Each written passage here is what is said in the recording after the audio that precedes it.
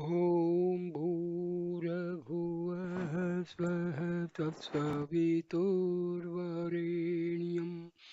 भर्गो देवस्य धीमहि धियो यो नः प्रचोदयात् ॐ शान्ति शान्ति शान्तिः. Namaste, dear friends. Today I will talk about the self realization and its methods. I will start from concentration, meditation, and contemplation. So, first, I will talk about concentration. Concentration is the doing of puja, that is, act of worship to a particular god in the prescribed manner, and the performance of the various karma kanda rituals.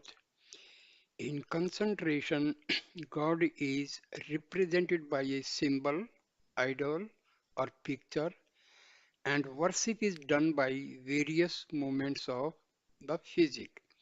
Here, the mind is drawn out in the various physical, oral, and mental motions that one has invariably to make in such acts of worship. Thus, God is symbolized and is conditioned by the action or motions of the body, mana, and buddhi. All the rituals prescribed under the Kram Kanda come under this head. This is the most ordinary type of sadhana or spiritual practice. Even in puja, there is still a better type. Here you go to the puja room, sit before the idol or figure, and instead of engaging yourself in various activities, just look at the idol or figure. The movements of the hands, feet, and mouth have no place here. All actions are stopped, and puja is just confined to the act of looking. But here too, the infinite Sarvesvara is symbolized. He is taken to be external to the devotee. Here, Brahma is made concrete and the mind is still drawn out as mental vibrations or virtis. So, this is only better than the former. Among the pujas, the best type is not to look at any picture or make any type of movements or do act at all, but it is to imagine the form of God. It must be purely a mental act, but here also God is extern- externalized or represented by a symbol. That symbol is imagined within the mind when you close your eyes and try to fix in the mind the form of God. Here it is concentration within and by the mind. Most of the external actions are dropped off there and the mind imagines alone. Though this is the best type of worship, even here God is conceived as being conditioned. Brahma is taken to have a rupa, a form, and as such, this is not the real and right sadhana. Now, I will talk about meditation. The next level in sadhana is to step into dhyana. Here, one leaves the form but takes to inam nama. The form is given up, but a particular sound is caught by the mind. One concentrates now on the sound or dhvani of a particular mantra.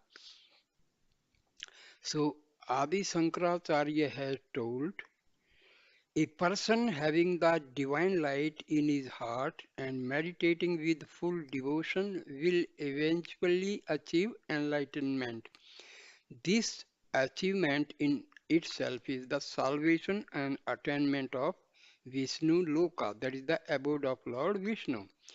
It is said that the following practices in succession are subtler and subtler.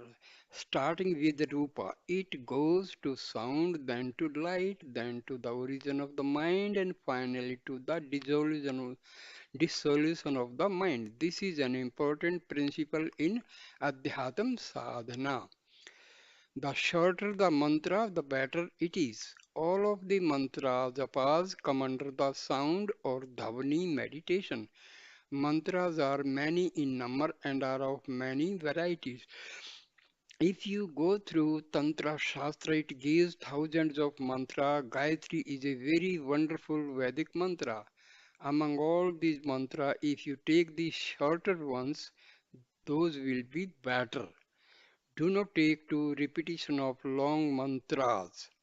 Among all the mantras, the shortest and the best mantra is Om, A-U-M, Om or Parnava. Two methods of mantra japa. In the repetition of the mantra, there are two methods followed. To repeat or mutter it by the movements of the lips, making it audible is the lower method. The higher method of japa is not to repeat the mantra and audible by all. You will have to chant it silently, mentally, without even opening your lips or moving your tongue. So, the shortest mantra and the silent mental repetition of it form a higher class meditation or japa. But even this is not the highest type of sadhana. Even silent repetition of Omkara Parnava cannot compare with Gyan Nishtha. Om, a symbol of Brahman. What are the reasons for saying so? Even in such mental chanting, one does not have the right concept as to what the Brahma is. Here, the Brahma is brought down to the level of Omkara. Om itself is taken to be the Brahma, which is thus symbolized or thought to be symbolized in this mantra. Actually, one should think of the mantra and then direct the mind to the state of Brahma above the level of mantra. We shall know this better through an example. You are walking in the street. There is a signpost at a crossing showing the direction to particular town. You never mistake the post to be the town itself.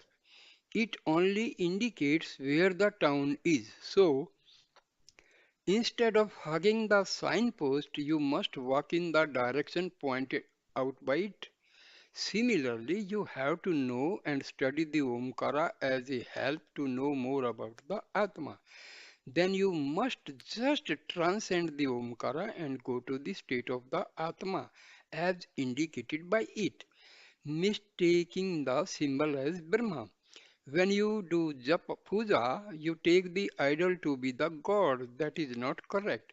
By keeping it as a representation of God, you just send the mind up and try to remember the all pervasive Brahma beyond time and space.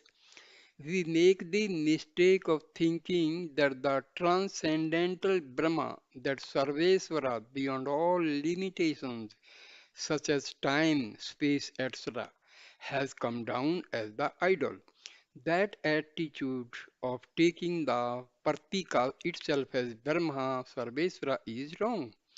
Similarly, to think that Om itself is Paramatmanam and that nothing else needs to be known is absolutely wrong.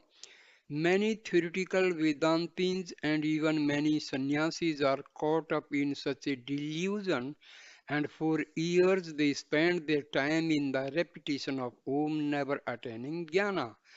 They are just fooled or deluded as they stick to the sound of the mantra without sending the mind to the truth indicated by it. But Omkara, when repeated silently in the mind, becomes the highest dhyana, and this can be converted into Nidhi Dhyasana, that is contemplation, by better Vedantic understanding of the meaning and purport of Om. What does Om mean? Contemplation. Let us now analyze the meaning of Om. It represents the three states of our experience, Jagrat, Swapna and Susupti. We recognize the external world only in one of these three states. Mind acts only in and through these states. The world is there as long as the mind is there. Mind is there as long as these three states are there. The individual or the world means, in a sense, just these three states. So, Om represents these three states that characterize the Jiva. It is known by all students of Vedanta that Atman is beyond these three states and the Antakarana, the inner equipment. So, Om not only represents Jagrat, Swapna, and Susupti, but also it indicates the basic principle, pure consciousness, Atman, upon which these three states come and go, just as waves are formed on the surface of the ocean. Waves are nothing but the ocean in a sense. Waves rise up, stay, and subside in the ocean. The ocean is never affected by the presence or absence of waves. It remains ever the same, but waves cannot exist without the ocean. Such is the relation between the three states, waves and the Atma. The meaning and purpose of Om. Now, as the basis of Jagrat, Swapna, and Susupti, as the basis of all our experiences, inner or outer, there is the pure consciousness, that is Atma. How to locate it is the problem. That must be indeed the first effort of the sadhaka. We have to go to the substratum of this universe, that is of the mind. For this, our ancestors first searched the outer world but could not get at the substratum. When they turned within and retreated into the inner chambers of their consciousness, they found the substratum Atman. For teaching others the technique of introversion or retreating within, they discovered this beautiful mantra Om. Now let us study the content and the idea of Om. Any experience in the universe, anything that is seen or felt, can be communicated through phonetic sounds. Our rishis analyzed the science of phonetics. Take, for example, when Sanskrit letters are spoken, the sounds come from the throat, originate at the tip of the tongue, and are produced by the lips. All sorts of possible combinations are represented in the Sanskrit alphabet in the arrangement of the letters. All these sounds can be contained within the range of these three sounds. A, the one having the origin in the throat; U, that which is from the middle of the mouth; and M, that which is produced by the lips. These three actually represent the range of all phonetic sounds and languages. These also represent the beginning, middle, and end of all phonetic sounds. Now, our rishis united these sounds together as Om and produced the mantra which is otherwise named Pranava. Thus, Om represents the entire range of verbal sounds. Again, Om represents the three states of consciousness, Jagrat, Swapna, and Susupti. As observed already, the ocean is not just the waves alone, it is something more than and beyond the waves. Similarly, Atman is not just the three sounds or states, but something more and beyond. This fact is indicated by the Ati mantra, the elongation of the sound of Om, the humming sound at the opening and closing of the lips. The Ati Matra represents the pure consciousness or Turiya. So, you must have this correct understanding of the meaning and purport of Om. With this knowledge, when you sit down and mentally chant Om, Om, Om, you have to feel that three states of consciousness, Jagrat, Swapna, and Susupti merge in the pure consciousness as the three parts of the Pranava merge in the Ati Mantra. This merger is not to be imagined but actualized. Cultivating this bhava every time you chant Om, the process becomes contemplation or nidhi dhyasana, and the mind goes back to its source, that is the pure consciousness or Atman. This is neither concentration nor meditation. This bhava converts the Omkara dhyana into Vedantic contemplation. Without such a bhava, if the emphasis is merely on the sound aspect, it is just meditation and not contemplation. Such is the real technique of Vedanta sadhana. Many sannyasis for years carry on meditation on Om, but since they do not as an upasana or sound meditation, they never come near jnana sadhana. So do not emphasize the sound aspect, cultivate the bhava and then feel Om. Thus go through the sound to the bhava and thence to the pure consciousness and sink the mind there. This is nididhyasana. As the three syllables merge in the Ati Matra, let the three states of consciousness, the thoughts, merge and dissolve in the silence and let the Atman unfold there. There is still better technique discovered by the rishis. To know this technique, you have first to know the nature and function of the ego. Now, how to trace the ego and know its functions? Let us trace the ego.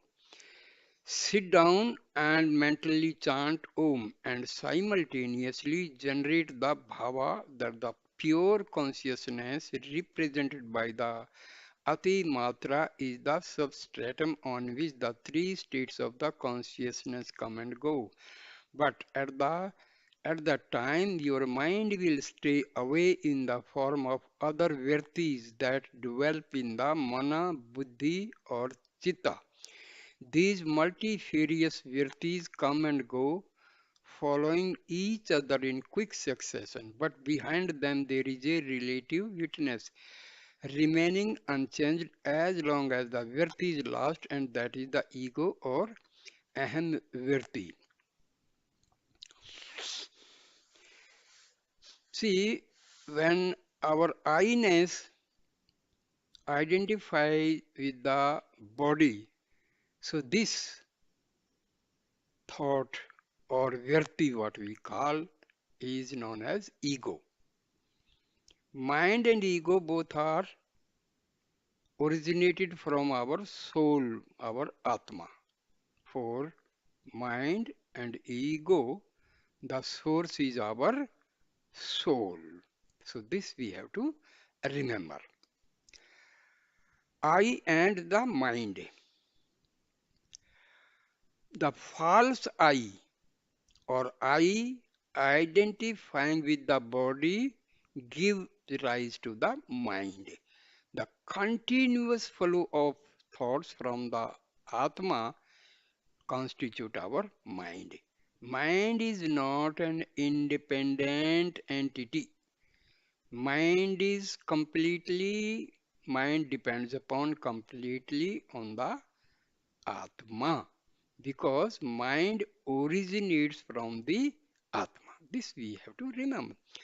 The universe or anything objective to us is known only through the sense organs. See, our Atma is just a witness. All our day-to-day functions, thinking, talking, everything is done with the help of ego and our mind. The sensations or impressions are gathered by the mana. Mana means mind, and the mana is nothing but a collection of thoughts, notions, or ideas, virtis. Now, all these thoughts come upon that innate I, in other words, these have the ego as the substratum. So, hmm, our ego is doing all the functions in our daily life. So the I, ego become the universe. See, continuity of thoughts arising from the soul constitute mind, and I-ness identifying with the body constitute ego. Everything that we experience, object in the world or subjective in the mind, is the expression of the I. Only in Susupti the I remains dormant. If in a dream you fly in an aeroplane, that plane is the creation of your own mind. In short, it is the expression of the projection of the I, the deluding expression of the ego. Now, this ahankara or I also comes from the pure consciousness as a ripple, just as the waves come upon the surface of the ocean. The ego ripple remains stable and non-changing, serving as the background for the other thought ripples to come and go. The I thought is the first thought. Rest all the thoughts come after I thoughts. So I thought is the original thought. This ego again has a very curious and wonderful capacity. When it sprouts up from the pure consciousness as a ripple, it has the power to cloud the substratum itself. See, ego originates from the soul, and this ego try to cover up the soul. This feature of the ego is called avarna, like a veil, veiling. It veils the Atma. It covers the Atma. The capacity to veil, mask the substratum. It has also the power to present or express itself as something apart from the pure consciousness. See here, pure consciousness, self, all these words, they are used for our soul, Atma. This feature or power is known as Viksipa. That is a deterrent, a sort of hindrance. On account of Vikshepa, we recognize the outer expression of the ego and are not able to see the substratum, Atma. Atma is the substratum. When the waves are formed on the ocean, they have the capacity to veil the ocean itself. Many children look at the waves, not at the ocean. They take the form of the waves as the reality and forget to see that which is the substratum of the waves. So do the ego and its progeny cloud the Atma.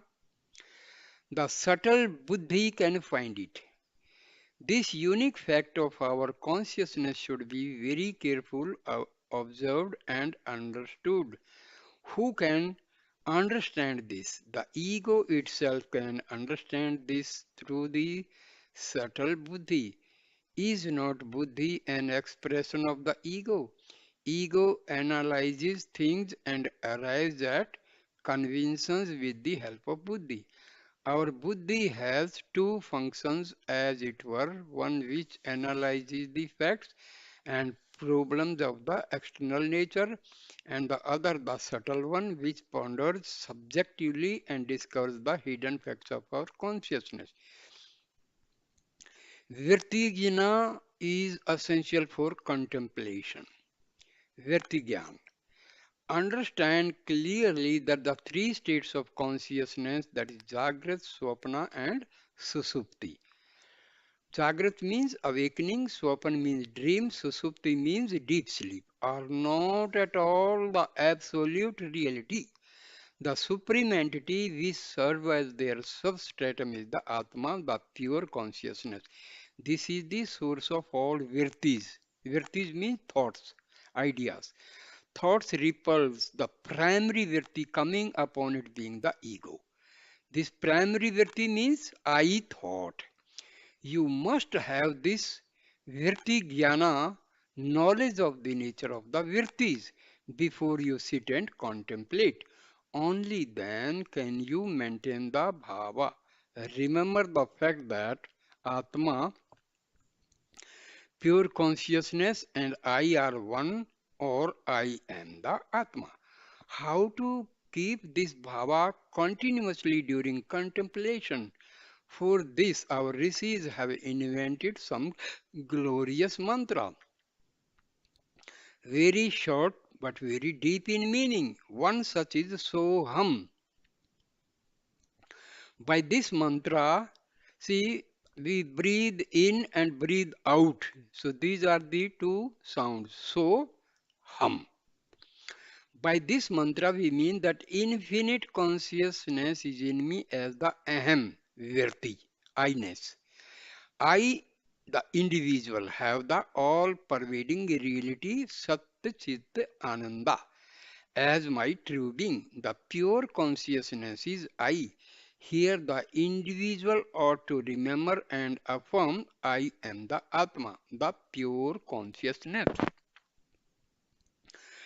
Probing or tracing out the root of the I.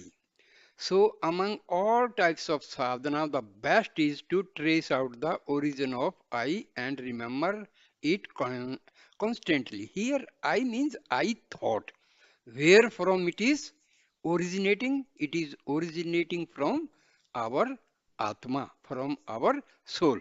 So, we have to divert our I thought or mind or ego inwardly.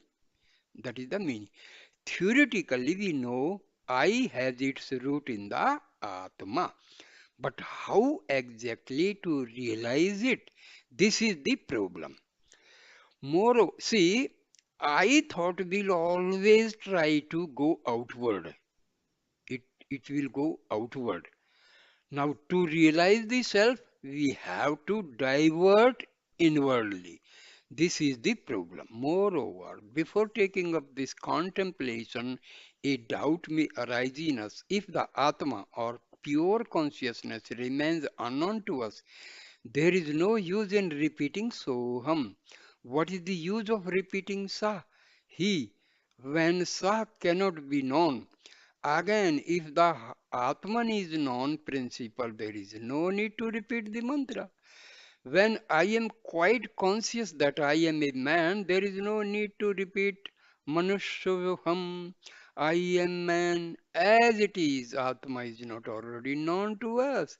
And if Atma always remains unknown, what is the use of just repeating Soham? Locating Atma, it is realized only by the mind merging in it. Its existence is grasped by the subtle buddhi. See, we cannot know our soul with the help of mind. Mind has to be destroyed to know the Atma. Atma can be known only by Atma or pure buddhi. Well, here is the answer to such doubting questions. To say that Atman is either known or that it is unknown is wrong. It is neither known nor unknown. It remains always within us as the very basis of our existence, experience, and knowledge. It may not be known through the senses as an external object that is experienced by us. It is beyond the realm of the senses, but can be grasped by the subtle buddhi, the sharp penetrating intellect. So we can locate it vaguely within ourselves and then directly jump on it or merge with it. Withdrawal to the inner chambers of consciousness is the method. The next question is how to locate the Atma, the Sakshi. So far as our experience shows, life consists of just three states of consciousness: Jagrat, Swapna, and Sushupti. In Sushupti, there is no sense experience. The ego remains quite latent. In Swapna, we have the knowledge of the subjective experiences. and these are nothing but the projection of the mind. In Jagrat, we have the knowledge of the external world. Objective to us, this knowledge is had through the senses. Our sages first analyzed the external world, made an objective search outside themselves for knowing the ultimate reality. When they failed, they sat down, kept quiet, and conducted the inquiry within. They retreated into the inner recesses of their own consciousness. It was then only that they were able to locate the Sakshi. Sakshi means witness. The witness who sees all the transformations that takes place through Jagrat, Swapna and Susupti, and also serves as the background and source of all the Vertis. Now, how to demonstrate to a sadhaka that there is a Sakshi within who witnesses all these and remains changeless? I have told you already how we can locate the Sakshi in my last talk. I shall repeat it is very subtle and important matter. The delicate process of comprehension. The antakarana, the inner conscious mechanism, consists of mind, intellect, chitta, and ahankara. Chitta, that is subconscious mind, and ahankara, our ego. In Swapna and Susupti, we cannot do any sadhana. So let us confine our attention to Jagrat only. During our wakeful experiences, various thoughts or virtis are rising up in the antahakarana. These virtis rise up on the mana, buddhi or chitta. Thus, there are three types of virtis. The sense organs gather the impressions of the objective world, and these are taken up by the mana in the form of various ideas and notions. Without the mana, the senses cannot function and mana cannot work only with the help of these sense organs. Mana can be roughly compared to a sensitive camera that gets the impression or image in the sensitive plate through the lens. Indriyas collect impressions and the mana keeps them within as ideas and notions, or rather, we can define the mana to be just a collection of ideas and thoughts, sankalpas. Mana then hands over all these ideas and notions to the buddhi. Buddhi summarily rejects most of them and shifts, analyzes, relates, correlates, and thus churns knowledge or wisdom out these umpteen notions. Just a very fractional part, a minute part of the ideas alone is kept or retained as knowledge by the buddhi. You are reading a book. The eyes read every word. The mana gathers all impressions as ideas. But after closing the book, you can retain only a fraction of the ideas you had while reading. Similarly, by listening to it talk, you can get a lot of ideas expressed, but you gather and keep only a handful of them. This selection and rejection is done by the buddhi. Functions of the mana and the buddhi. Now there is a very important point where the antakarana is functioning at a particular instant, either the manovirti or buddhi virti is produced. While reading a book, you come across a point that kindles your inquiry. You then start thinking, what does the author state? Is he correct or you are listening to my talk? Here too, antakarana is full of manovirtis to start with. But when I pass a particular remark, you just start thinking, what does this, is he correct? That reflection, this analysis is done by the buddhi. When you are thus reflecting, all what I speak then will not make any impression on the mind. When buddhi virti fills the antakarana, mano virti does not exist there. The moment buddhi starts functioning, manovriti stops. So at a particular moment, only one function takes place in the mind. Thus we find that buddhi is that part of the antakarana which takes the necessary ideas or notions from the mana and works upon them and converts them into knowledge. Intelligence is a feature of the buddhi. Buddhi decides, it also orders the mana. Functions of the chitta. The next subtle aspect of our antakarana. There are people who are very intelligent, who will learn anything in an easy manner, but they have no memory. As quick as they learn, they forget too. Their buddhi is quite well developed, but the chitta has no proper development. Chitta is the forgetting and remembering part of the antahakarana.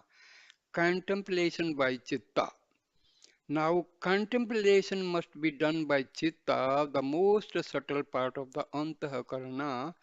In Bharatvarsha alone, the technique of nididhyasana or contemplation by the chitta was discovered and perfected. Our rishis perfected the technique of contemplation so well that along with the spiritual advancement of the sadhaka, he could also have the development of his intelligence and genius as byproducts. These are just acquired on the way.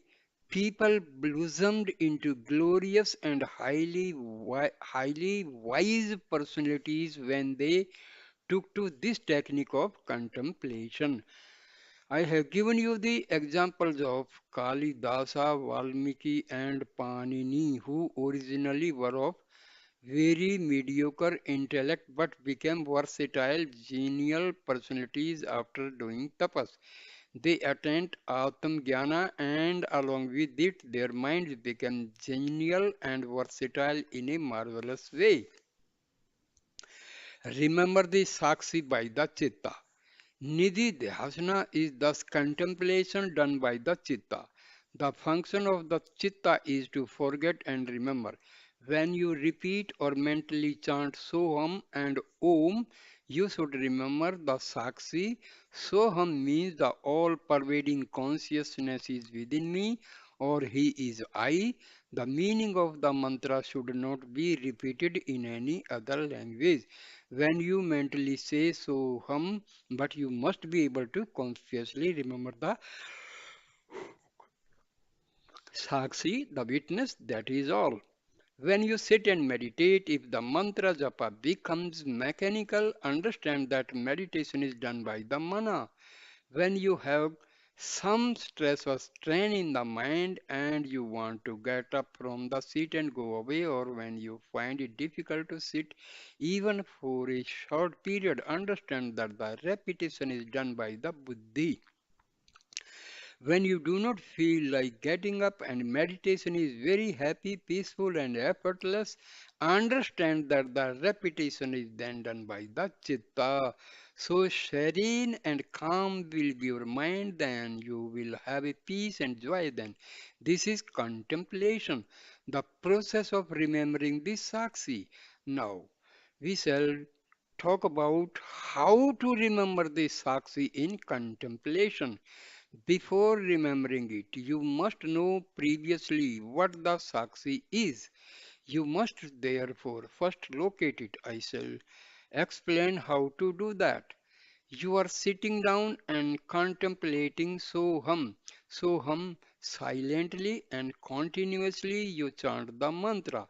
Initially, it is done in a calm and peaceful manner at the innermost part of your consciousness. Then suddenly it may come up as buddhi, virti, and a bit of stress will be felt by you during the japa. As we already, antakarana can have only one type of virti at a time. When the buddhi virti fills it, the chitta virti slips off. Then again slowly you continue your repetition. Without your knowledge, many other thoughts and notions will come up then. The manovriti would have set in at the time and the mind would start straying. Just as bubbles are projecting and subsiding in water, so also in very quick succession, these thoughts will be rising up in the antahkarana, so much so that it will no longer be soham but office ahem, house ahem, market ahem. So you will be just spending some time thus when all these thoughts and ideas will be passing through your mind. Then suddenly a very curious thing occurs.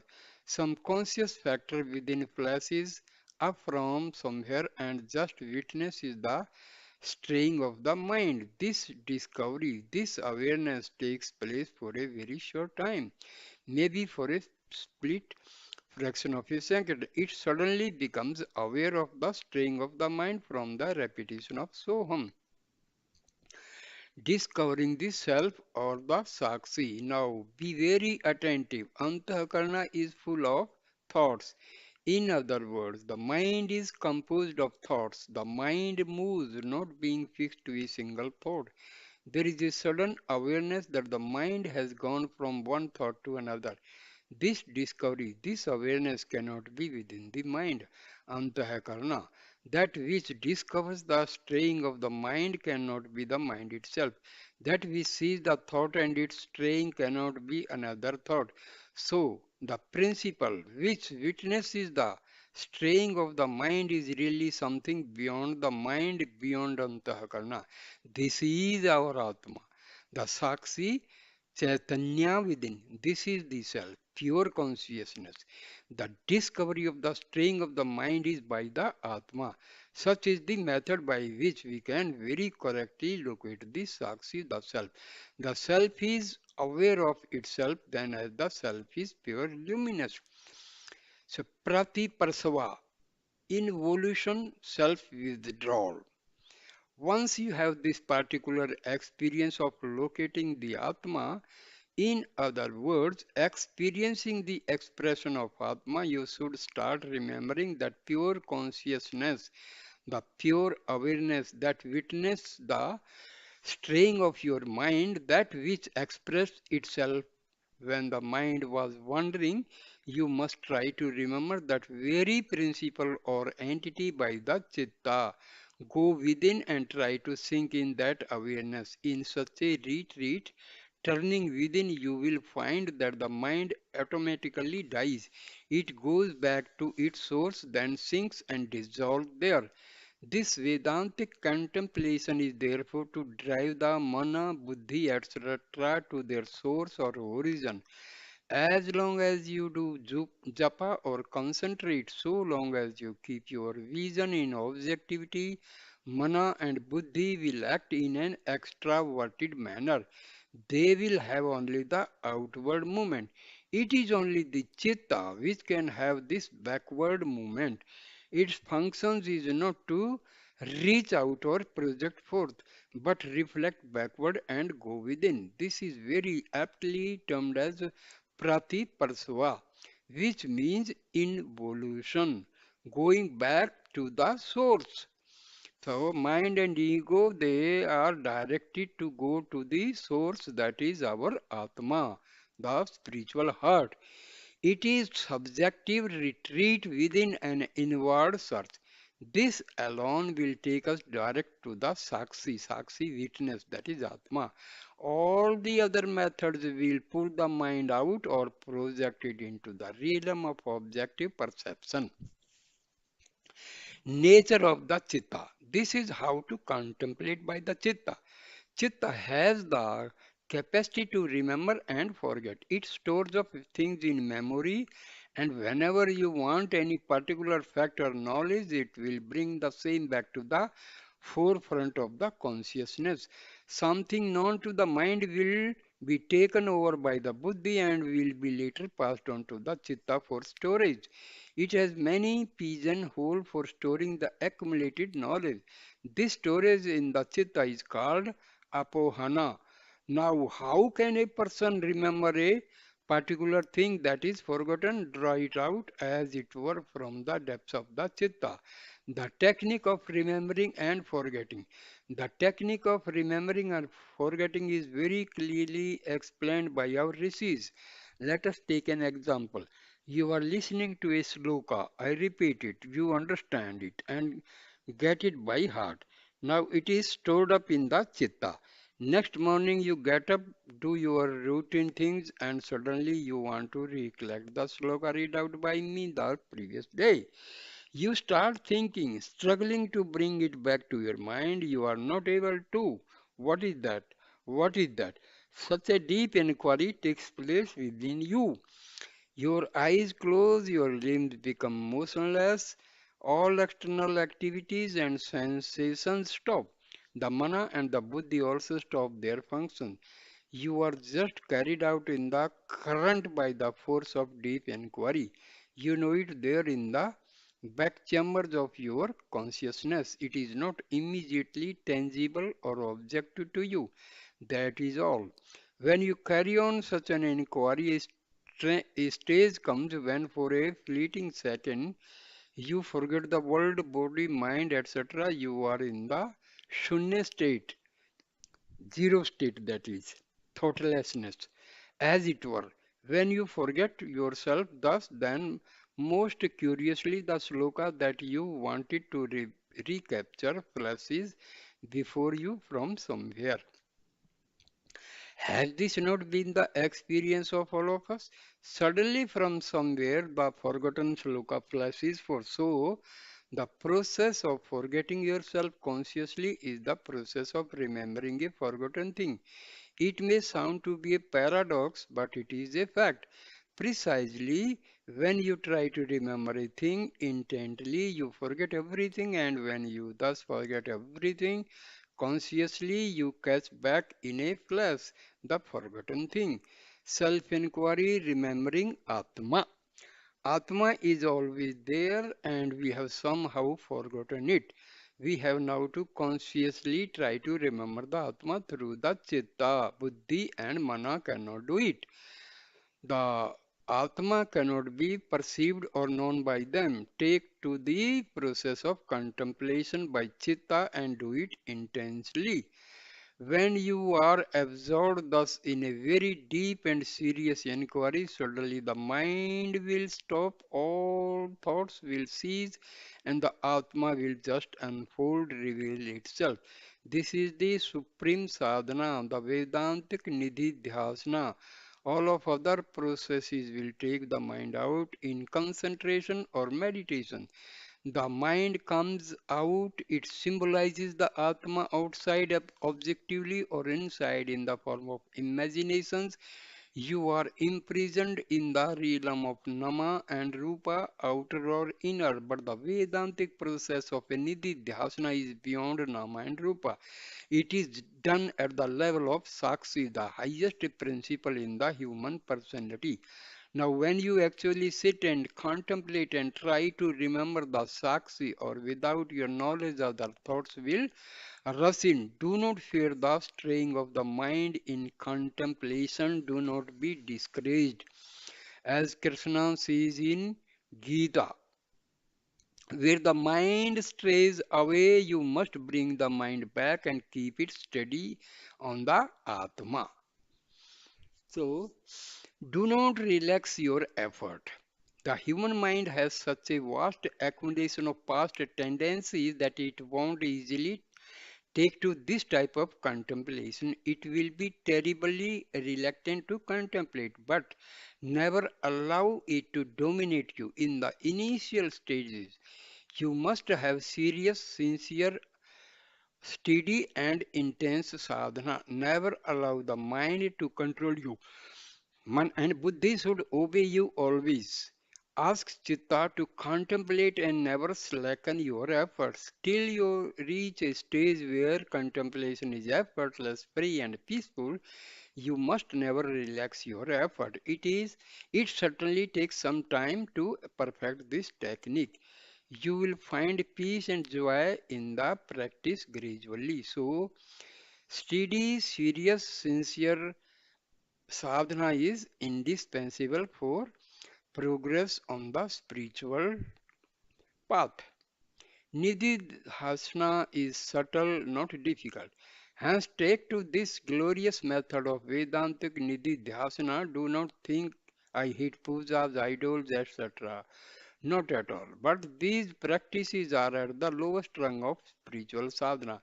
When a better, nobler, easier course is offered, take to it directly. Don't think you have to go through every stage step by step immediately. Accept the highest technique. Come on and take to it wholeheartedly. It is subtle and not all difficult. Being subtle, you have to grasp it by attentive hearing and silent reflection.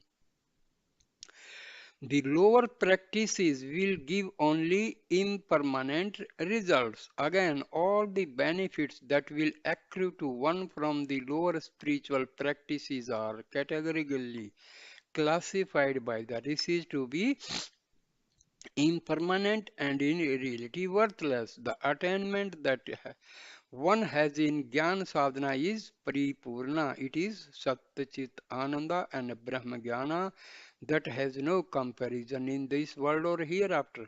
So never think of God and start praying of things in this world or hereafter. Never be a beggar, never have the attitude of supplication.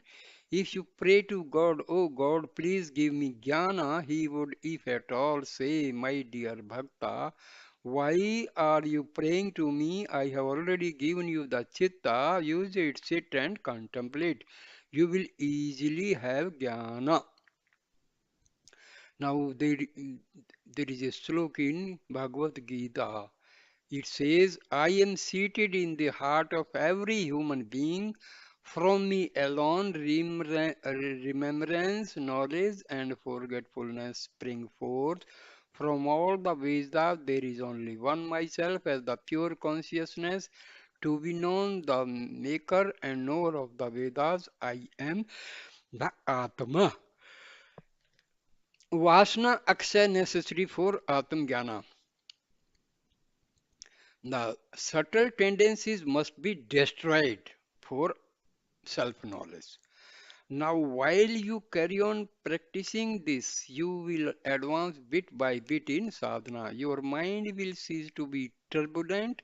It won't rush out during contemplation. You will enjoy the inner peace and poise resulting from the cessation of thoughts. But a stage will come when all the thoughts will completely stop and you will be in a state of shunya or jada samadhi, progressing no further. That is in a state of shunya or jada samadhi, progressing no further. That shows that vasana's aksya has not been complete in you.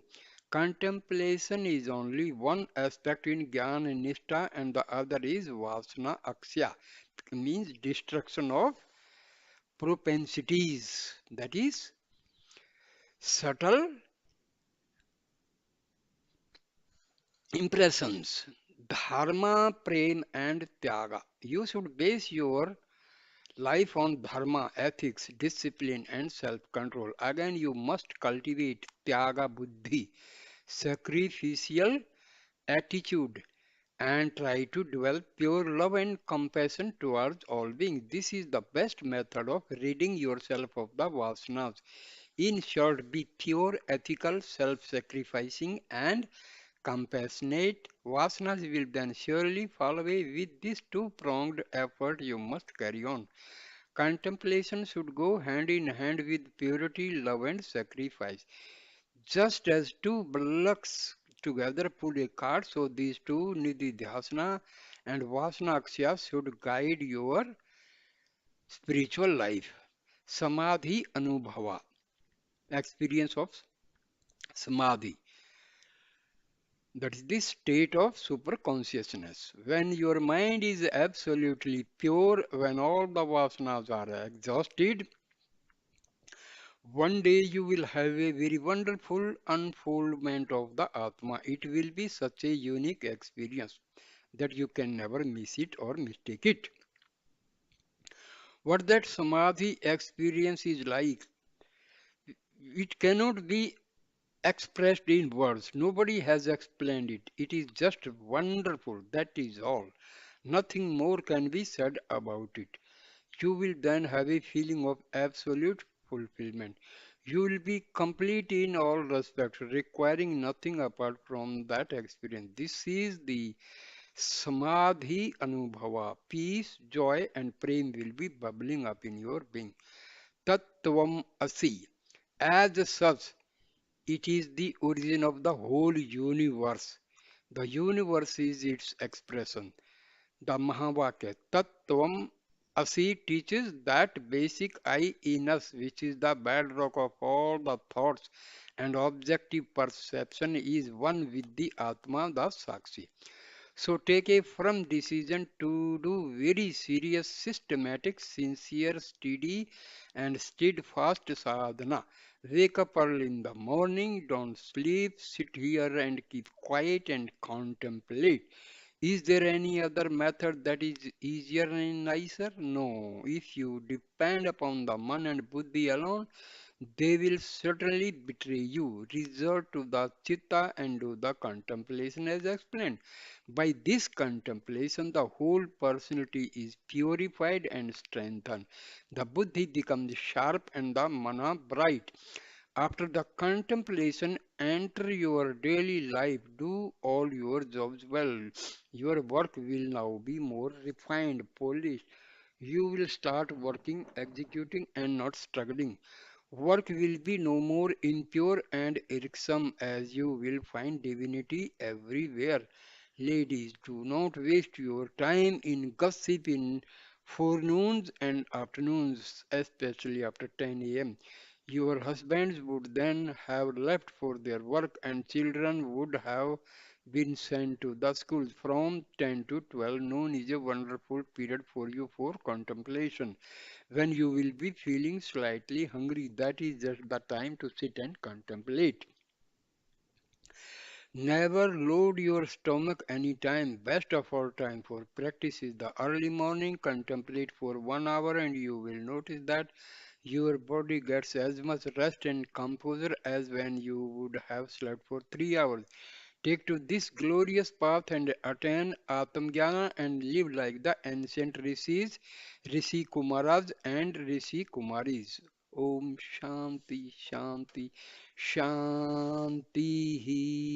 Thank you, dear friends. Please subscribe my channel, like, share, and comment the video. Thank you. Thank you, dear. Thank you.